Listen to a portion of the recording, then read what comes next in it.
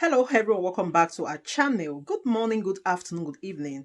I greet you all according to your time and locations you'll be watching this video. Yes, my dear viewers, I am back again with another update. So guys, I have a video here I would like we all to watch. But before then, if you're meeting my channel for the very first time, you're highly welcome. Please kindly do well to like, share and subscribe. Leave your thought on the comment section. Let us know what you think about this video and I will see you towards the end. We are back. Mr. Falano, you look at the proposal on the palliative, it does look to me that there are more attention being paid to civil servants. I mean, civil servants, they have just a little population amongst the Nigerian middle class or the lower class in the country. And so more attention is being paid. You look at the $800 million dollar loan that the federal government, under the Buhari government, has already sought. In that loan, Mr. Falano, let me say that $10.74 million of the $23.3 million will be spent on goods, works, non-consulting services, consulting services, operating costs of the National Social Safety Net, coordinating office, and other projects.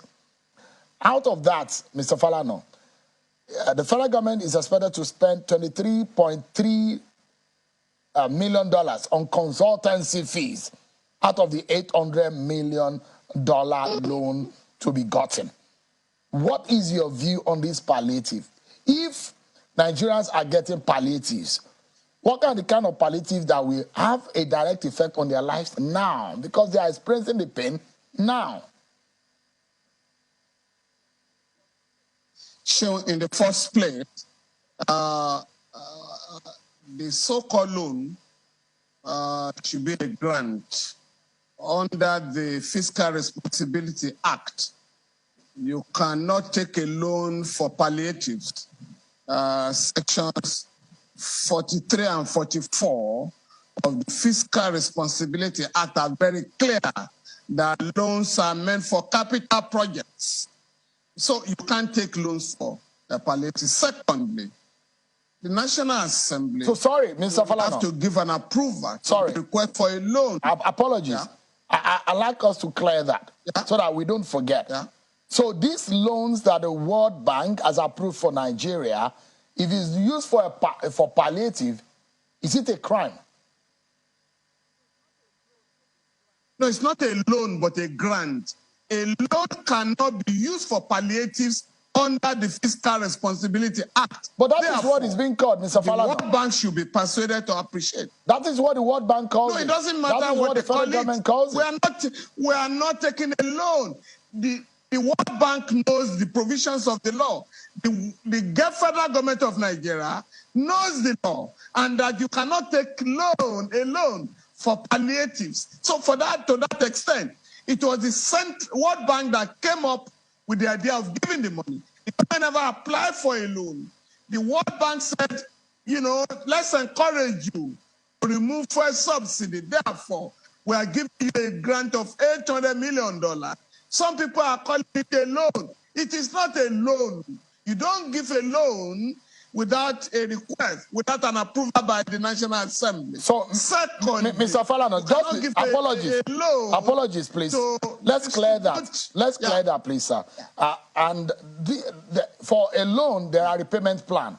So this is the repayment plan as we know it. The repayment plan will be made in installment, with the first payment due on the 15th of January 2027, and the last payment is due on the 15th of July 2051. A grant does not have a repayment plan. If I'm correct, I stand to be corrected. A loan does have a repayment plan. Yes, sir. We have my law firm has written to the World Bank to appreciate that you are not giving a loan. And if you insist it's a loan, we are going to challenge it. What they have given is a grant, and we are not going to pay back.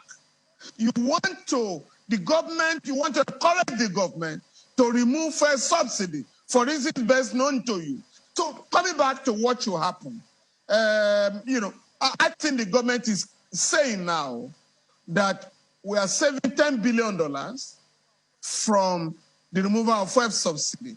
And that is what the government will have to address. How much of that fund will be deployed with their mark for addressing the challenges faced by Nigerians? And I'm reluctant to say this.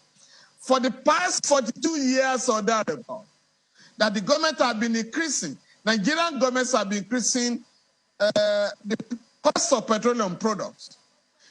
It was only the Abacha junta that set up the Petroleum Trust Fund to address problems of hospitals, build roads, and the rest of it. Since then, all the gains have been lost in the system through diversion of the fund. So if the government wants to save the bulk of the $10 billion that was meant for fuel subsidy and deploy that to addressing the problems of the people, there has to be an agency to go out there, people by credible people, to go out there and address the problems confronting our people. And by the way, like you said, we're not dealing with only civil servants or workers. The government of Kwara State and Edo State have already reduced the number of working days from 5 to 3. And I do hope other governments are going to follow suit or devise other means to address the problems confronting our people. Since all the state governments are clapping for the removal of fuel subsidy, the attention should not be on the federal government alone. The state government must intervene decisively. The local government must also bring out their own palliatives to address the pains that have been inflicted on the Nigerian people. Mr. Falana, when a lot of Nigerians hear palliative, it doesn't look like a good idea. You remember, on one of our platforms, you were popular for saying that they were holding Indomie. Palliatives in this country has not come with as a good idea. You know what happened with palliatives. We know what happened with sharing handouts, 5,000 naira. It hasn't really worked. A lot of economists have said that has not really impacted on the real economy of Nigeria. And these are the questions that we are asking. And if people, Mr. Falana, have said... Show what I expect. Go ahead, please. Hello? Yeah, go ahead, please. Hello, Sean. Yeah, I can hear you. Please go ahead. This time around, we're not talking of 5,000 naira per month. Because we're talking of 133 million people that are extremely poor. And from the devaluation of the currency, about 4 million have been added to that number. So we're talking of about 137 million people that are extremely poor. The $800 million being proposed by the World Bank will go nowhere. And that is why the government will have to take the bulk of the $10 billion being saved to address the problems, the challenges of the removal of fuel subsidy. Secondly, we must also look at statutory palliatives, welfare programs already decreed by law for implementation by the government. For instance, you are supposed to have National Health Insurance Scheme for Nigerians. Is that working? You have Pension Reforms Act. Why are people still queuing up to collect pension? You have Child's Right Act, Child's Right Law in each of the states.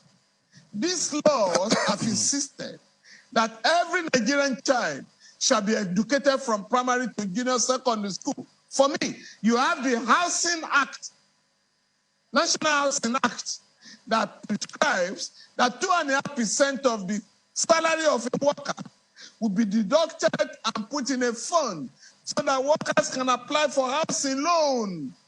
These are statutory palliatives that have to be implemented now. I once like to do that, the government will have to wake up and appreciate his responsibilities. I mean, I'd like to quickly move to other issues because this issue of subsidy is not the only matter that is begging for attention in our nation at the moment. But there's something that bothers my mind, Mr. Falano, and is one of the issues that you raised earlier. And those who are critically looking at these $800 million, the amount that is going to some consultants, and the amount that is going into some hands that Nigerians need to really dig and probe and how to utilize, because this is going to be a burden to the nation. It's not supposed to go into private pockets. But that aside, Mr. Falano, if we say, and government has come out to say, that they know that there are highly placed people who are involved in stealing Nigeria's crude oil, why is it difficult to bring these people to book? Are they too powerful? Are they too big for the over 2 million or 200 million Nigerians? Or what exactly is going on? Well,